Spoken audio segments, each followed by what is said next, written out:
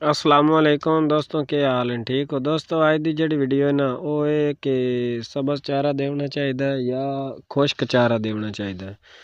दोस्तों हुण सर्दी दे ना काफ़ी नज़दीक आ रही है तो मौसम दिन ब दिन ना सर्दी की तरफ जा रही है। तो सर्दी दे विच जिहड़ा सब्ज़ चारा है ना वो भी दे सकते हैं, लेकिन नाल सानू खुश्क चारा भी देना चाहिए।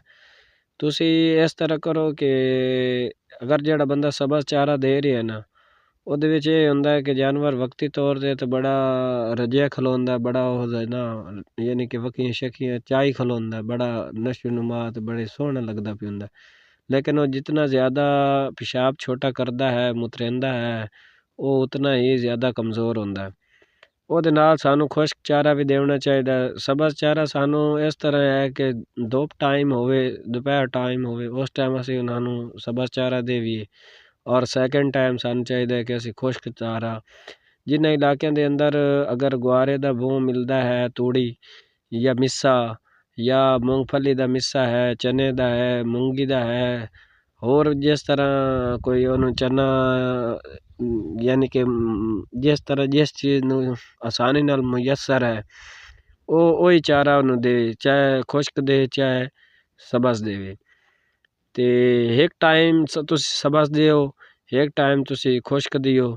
ਉਹਦੇ ਵਿੱਚ ਇਹ ਹੈ ਕਿ ਜਾਨਵਰ ਤੁਹਾਡਾ ਨਸ਼ੋ ਨੁਮਾ ਵੀ ਅੱਛੀ ਰੱਖੇਗਾ, ਗਰੋਥ ਵੀ ਕਰੇਗਾ, ਔਰ ਗੱਭਣ ਜਾਨਵਰ ਹੈ ਤੇ ਉਸ ਦੇ ਇਹਨਾਂ ਬੱਚਿਆਂ ਦੀ ਵੀ ਗਰੋਥ ਅੱਛੀ ਰਹੇਗੀ।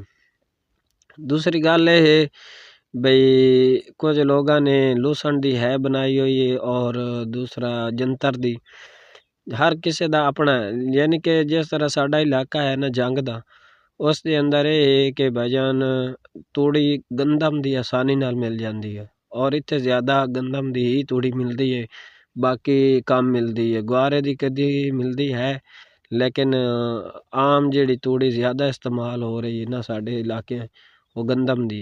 और गंदम दी तूड़ी दे विच जिहड़ा ना ताकत कम हुंदी है, उस नूं तुसी चोकर ऐड कर सकदे हो, मकई दा डाला बना के या कणक दा डाला बना के गंदम दा या चोकर, ताकि उस दी थोड़ी जी ताकत वध जावे उस तूड़ी दी। इस तरह दा ना तुसी ऐड करके ना ते उन्हां नूं बेहतर ते वंडा या चोकर वगैरह गिला करके ना खुश्क तूड़ी ते पा दियो, ताकि वो खुश हो के खावें।